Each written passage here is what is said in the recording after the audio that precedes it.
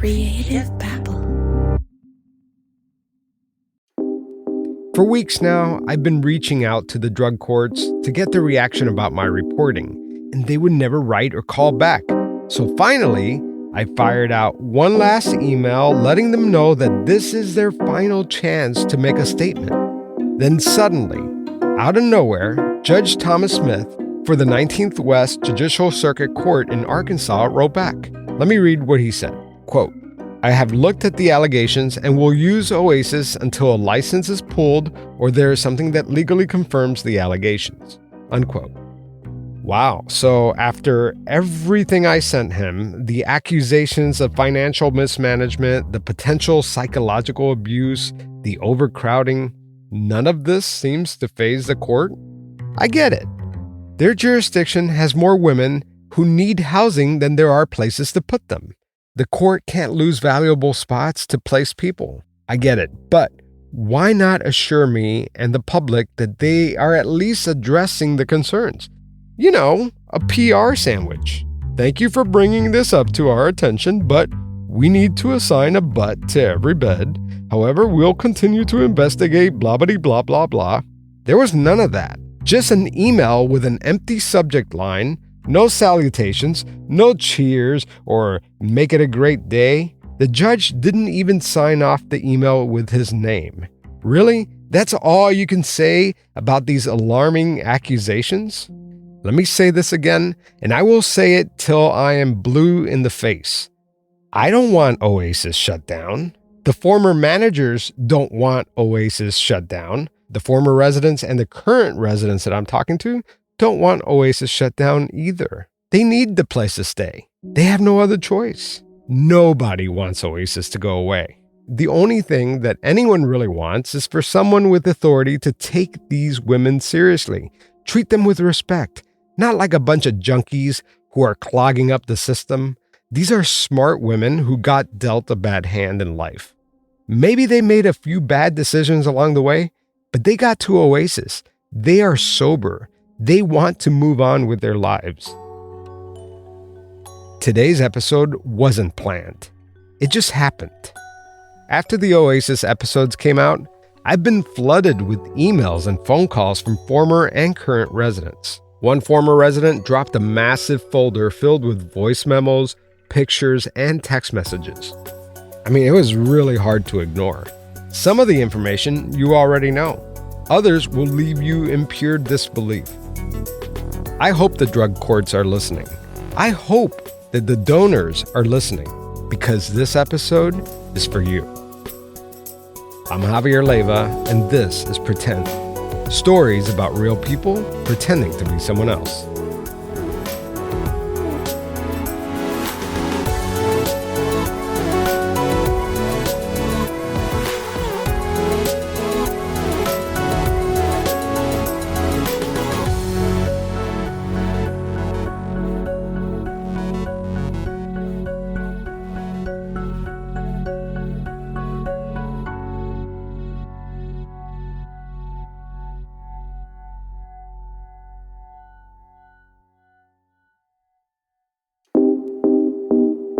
I wonder if Judge Thomas Smith realizes that the women he's ordering to stay at Oasis of Northwest Arkansas, women who are battling addiction, are being coerced into working at a concert venue serving alcohol. Yeah, that's right. As we previously reported, LaDonna Humphrey has a contract with the Walmart amphitheater, and they pay her reportedly thousands of dollars per event in exchange for residents to run the concession stand. And in return, the women get a rent credit for $135. That's 1 week at Oasis. Here's a voice memo LaDonna Humphrey left the Oasis residents.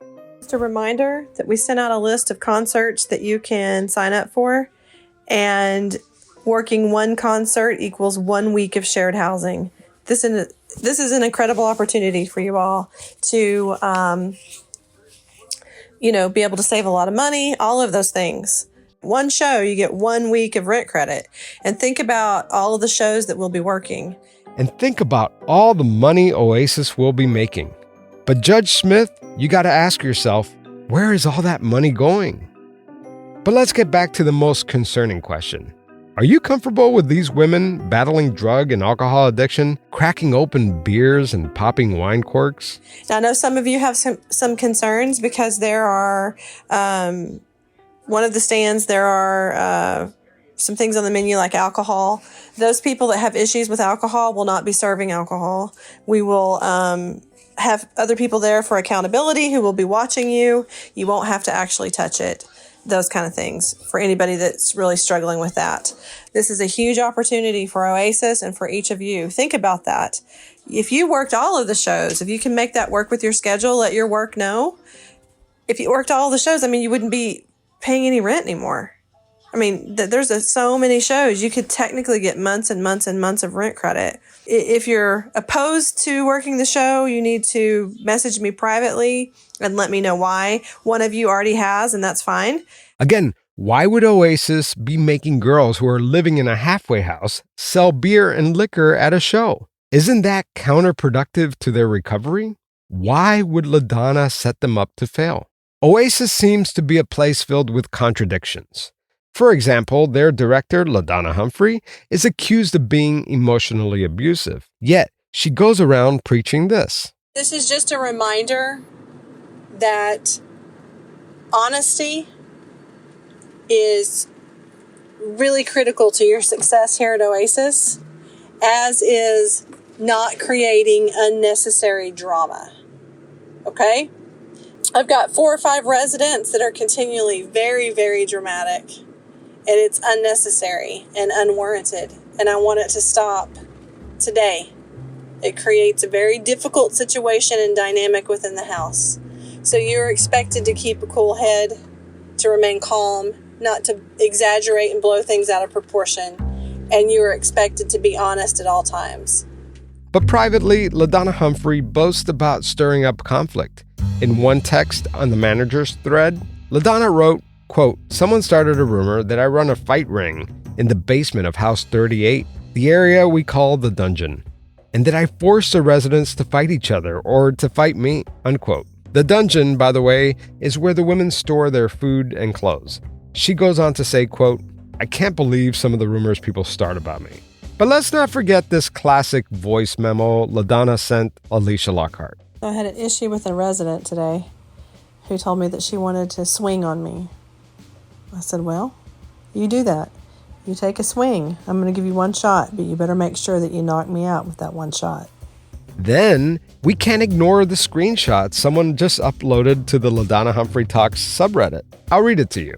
One of the house managers asked LaDonna in a group text what they should do with 2 women who have a known history of conflict. The manager writes, quote, "What room do you want me to put so-and-so in? With their past situation, I don't think they should be in the same room," unquote. LaDonna responds, quote, "I want them in the same room. We'll see who the last man standing is." They don't get along, correct? The manager responds, correct. LaDonna writes back, "They should be put in the room together for sure." The manager responds, "Yes, ma'am, I understand." I wonder what Judge Thomas Smith thinks about this exchange. He's court ordering women to live in a house ran like Fight Club, but yet he refuses to acknowledge these allegations. I guess he must honor the first rule of Fight Club. The first rule of Fight Club is, you do not talk about Fight Club. In another text exchange, LaDonna acknowledges rumors of forced labor and human trafficking. She writes, quote, "A resident says that I force women to work the concerts and that they work through their tears, just notifying authorities that I'm running a slave ring, since someone else accused me of running a fight ring," unquote. But maybe this thing is all hyperbole.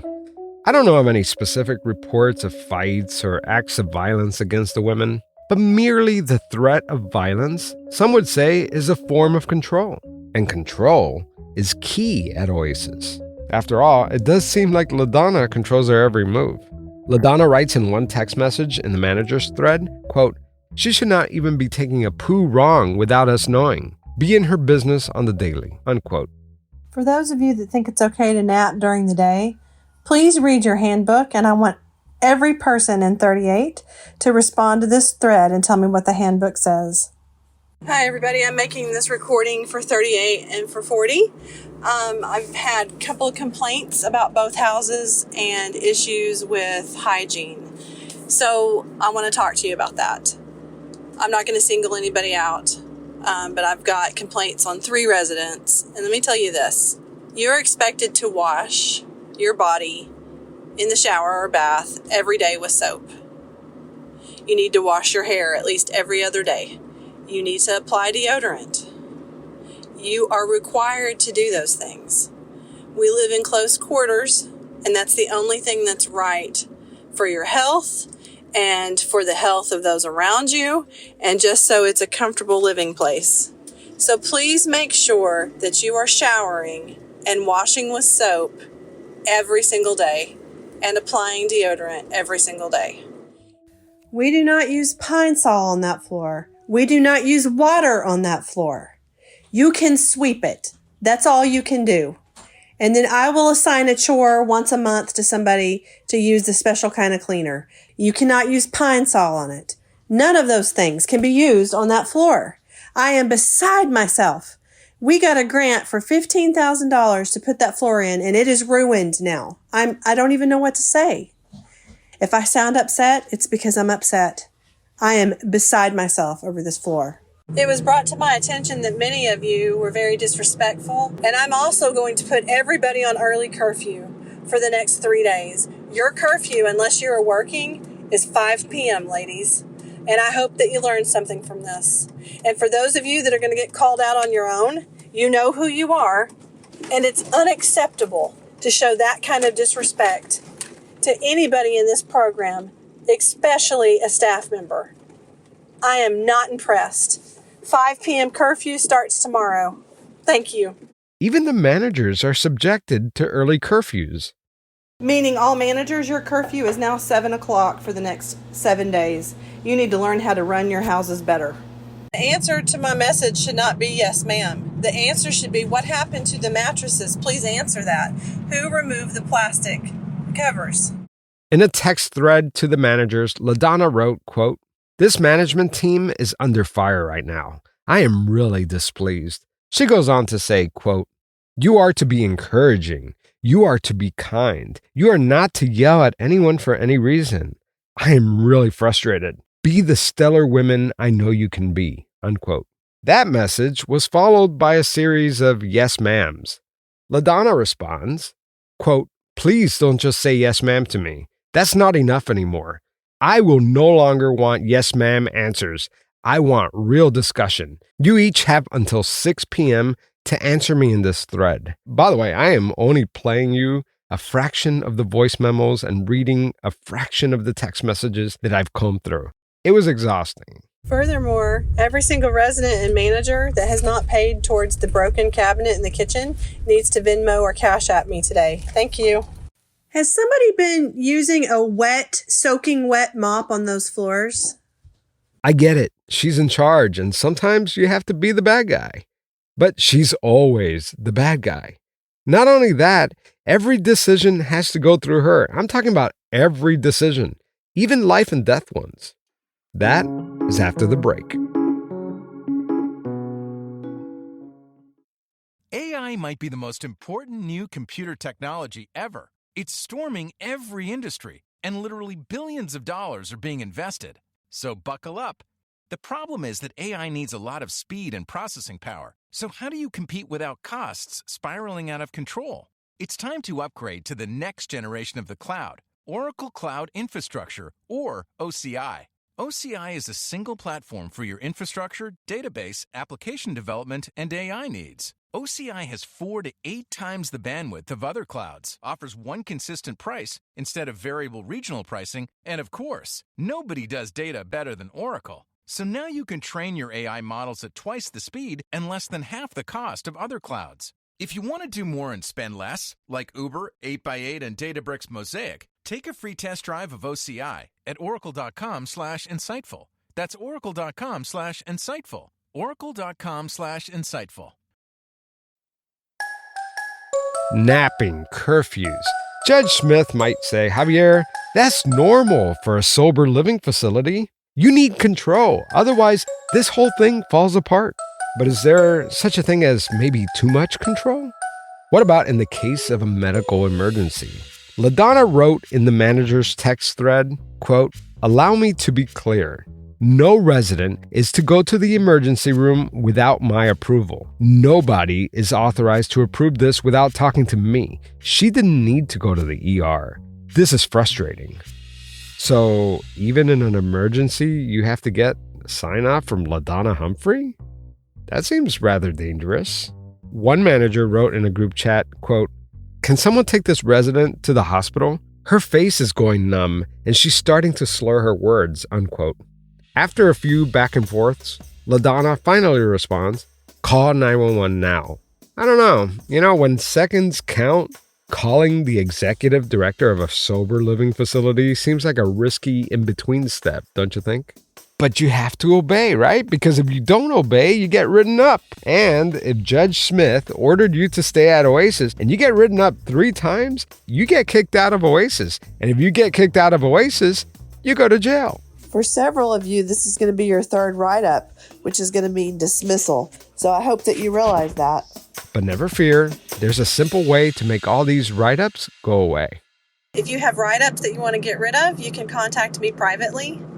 If you did not contact me regarding your shared housing and applying it to write-ups and your rent credit, you must do so. Now, you need to do that privately. Now, most of you need to go ahead and pay your shared housing tomorrow.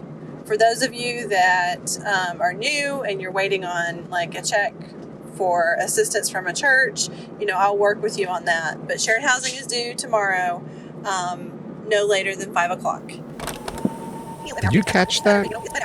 If you have write-ups that you want to get rid of, you can contact me privately. What does that mean? Will LaDonna assign the women some kind of task or a chore to forgive the write-ups? Or perhaps maybe you could pay her to make your write-ups disappear.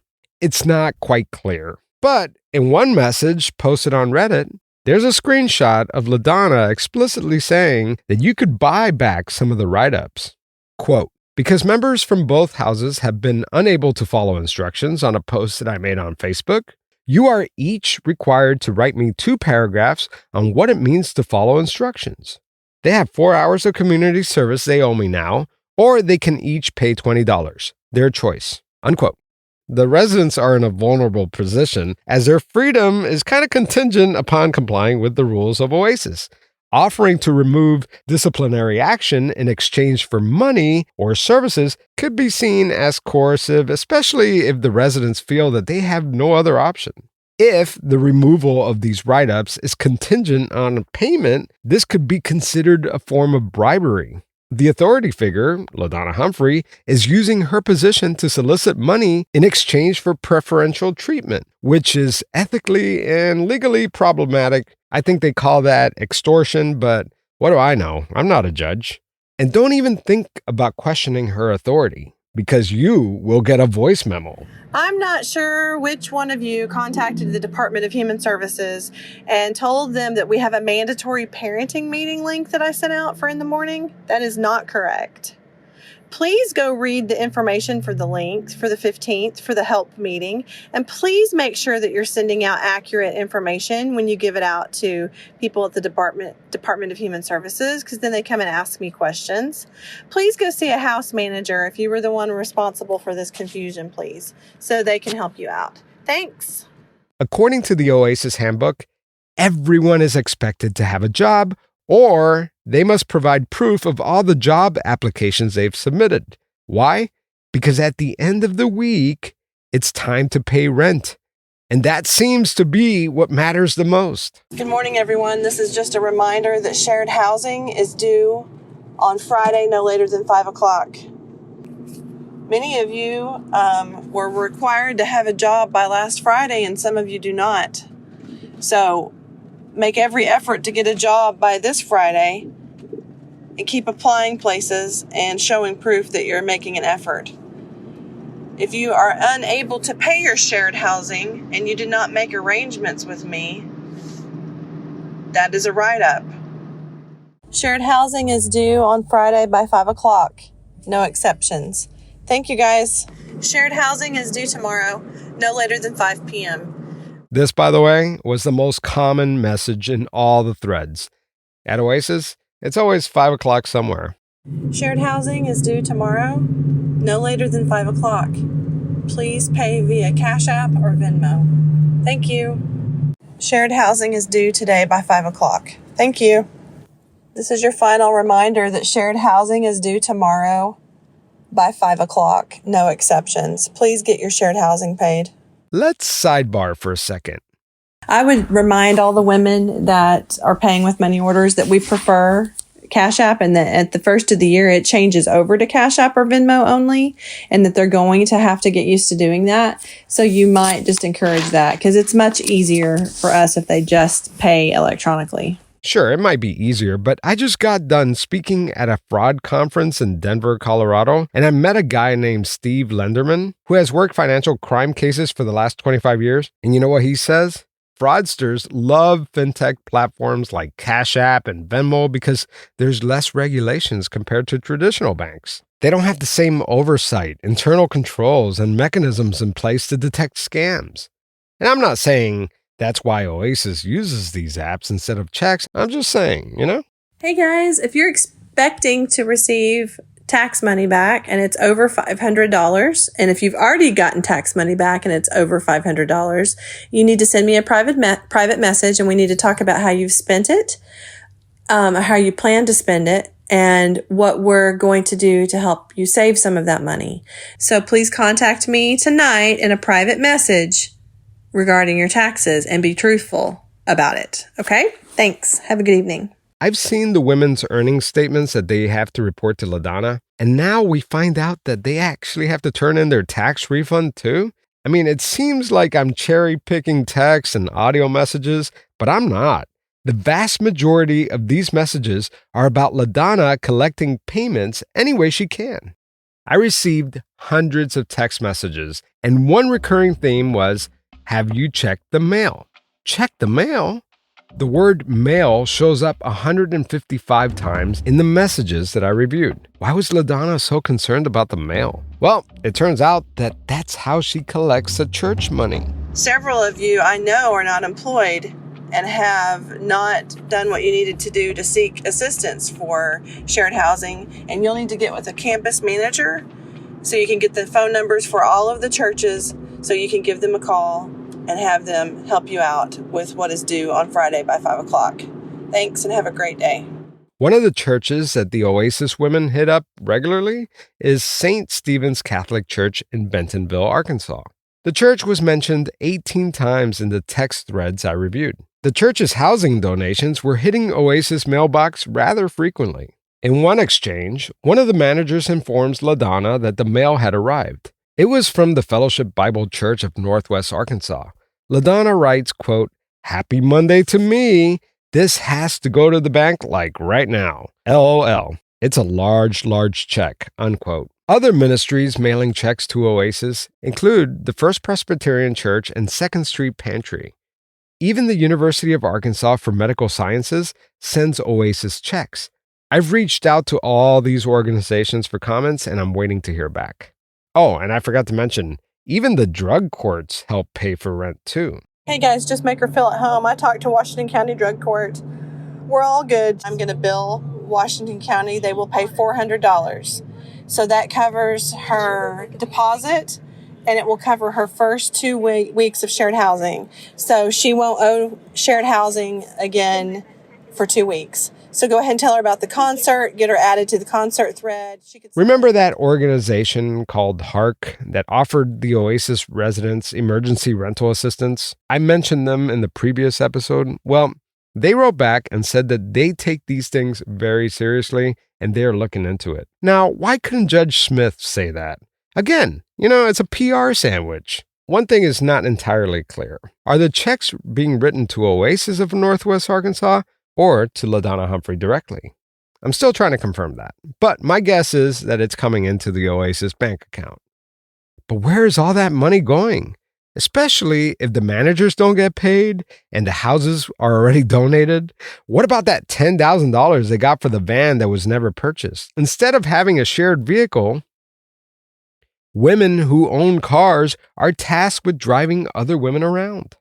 I want someone to respond to and help get her to the places that she needs to be. Who's going to get that done for her? I will pay the gas money. She needs the help. She's trying to get a job. So let me know who's going to do it, and you can come see me to get the gas money. It was crickets. Nobody offered to give this resident a ride. You know what, guys? Never mind. I'm going to drive up there and I'll take her myself. I'm really sad that we're not working together better as a team to give people rides, but I will take her and make sure that she gets what she needs. Thanks. The women tell me that sometimes Oasis chips in for gas, but they're not paying for the wear and tear of the car. All right, now let's get to the wow moment of the episode. The portion of the episode that will be the talk of Reddit and social media. Residents, apparently there have been quite a few shenanigans happening of late, and we're going to have a house meeting tomorrow night via Zoom at 7:30. It's mandatory. That means you have to attend. So you will have to tell your employers, hey, I have to attend this meeting. We're going to go over some of the rules in the handbook, and we're going to talk about the things that can get you dismissed and will get you dismissed, such as, masturbation. I'm sure there has to be more to this. I don't want to take things out of context. But according to this voice memo, all of the Oasis women had to take time off of work because someone was suspected of masturbating. I'm horrified to learn about what's been going on. And I'm horrified to know that I'm just now finding out. But now that I know, I'm going to do something about it. You're going to follow the rules at Oasis or you're not going to live there. And that's the end of it. So if any of you feel like that maybe the Oasis is not the place for you, go let a manager know and they will go ahead and help you pack tonight and show you the door. But if you feel like you want to be at Oasis and change your life, then I will see you at the house meeting at 7:30 tomorrow night.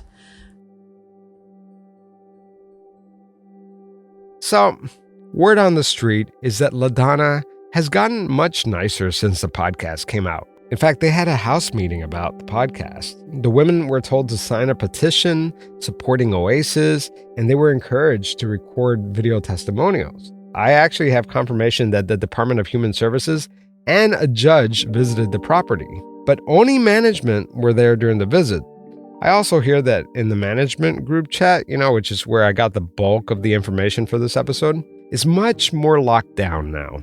LaDonna reportedly made all the managers sign an agreement not to share the information from the leadership thread, or else she will sue them. The women tell me that they hate being at that house. They would rather be at work all day. They tell me they just can't trust anyone, and that's by design. You just never know who's gonna snitch, plus there are cameras everywhere, even in the bedrooms. The women that I've spoken to at Oasis say that they've already done the hard part, which is get sober. And they look forward to live and enjoy their lives, but this place kills your spirit, and they have no other choice but to be there. Before we go, I have a correction to make. In my bonus episode with the nonprofit expert, we incorrectly said that the EIDL money was part of Oasis revenue. That is incorrect. EIDL loans are just loans, and they have to be paid back. Let me explain. EIDL stands for Economic Injury Disaster Loan. It's a loan program from the SBA, the Small Business Administration. Usually, these loans help businesses recover from disasters like hurricanes and floods. But during COVID-19, EIDL money became super common, and they were handed out alongside Paycheck Protection Program, PPP loans, which you probably have heard about. Here's the difference. EIDL money needs to be paid back unless you're in bankruptcy, while PPP loans could be forgiven if you meet a certain criteria. Let's talk about Oasis of Northwest Arkansas. During the pandemic, Oasis received about $55,400 in EIDL loans, as listed in SBA records and on their 2020 Form 990. That 990 form was prepared by a CPA. However, the 2022 form was prepared by LaDonna herself. So where did that EIDL money go? The loan should have showed up in the 990 forms. Either it was a remaining balance or it was paid off. The expenses should be listed too, but it wasn't there. Was it an oversight? Was the loan used properly? Is it being paid off or is it delinquent? We don't know. The Small Business Administration warns that EIDL fraud can lead to criminal charges for violations like bank fraud and making false statements. I guess we'll never know because LaDonna's attorney refuses to turn over the 990 forms because we're harassing them. Like I said at the top of the episode, I wasn't expecting to do another Oasis of Northwest Arkansas episode, but I felt like I had no choice. In fact, I was supposed to be finishing up my next episode, which reveals new evidence never heard before, not even in the Hulu documentary about the Melissa Witt murder case. Stay tuned for that. But in the meantime, keep writing, keep talking about this story. A lot of women are really counting on you. This episode was written and produced by me, Javier Leiva. It was also edited by me, Javier Leiva. As you could tell, I am recovering from COVID, so I guess in a way you could say it was hydrated by Gatorade. And our theme music was composed by the talented Joe Basile with thechicken.net. It's a great theme song. Joe's music is fantastic. If you ever need custom music for a marketing video or anything, Joe with thechicken.net is your guy. Check him out. As always, you could get brand new episodes on Patreon or on Pretend Plus on Apple Podcasts. I got a pro tip for you guys.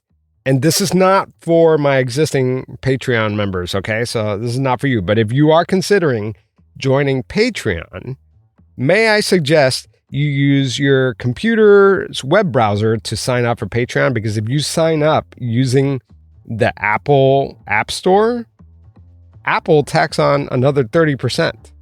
So, pro tip, use your computer browser to sign up for Patreon. You get brand new episodes before anyone else. You get tons of bonus content. Depending on your level, you get merch. By the way, I'm getting ready to send out all that merch, so look out for that. Anyways, thank you for supporting the show, and thank you for supporting this series. I know some of you are writing me saying, Javier, what's the pretend angle on all this? I'm like, hey, dude, we are beyond that now. We have to see this through. And by the way, if some of you are wondering, what is this guy ever going to stop talking about this LaDonna woman? Yes, actually, my producers and I have already been working. We've already recorded the interviews. I mean, we have enough content. I think I haven't mapped this out, but I think we have enough content to get us through to the next year. Okay, that's how many stories that we've not only researched, but actually recorded. So stay tuned for that. So there's lots of good stuff coming. All right, I've rambled enough. Take care, guys.